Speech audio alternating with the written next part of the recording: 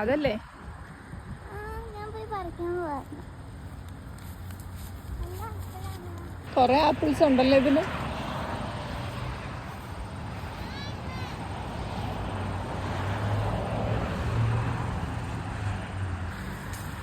കാണിച്ചേ, നല്ല ആപ്പിളാണല്ലോ. അമ്മയ്ക്ക് എന്നെ പറിച്ചേട്ടെ.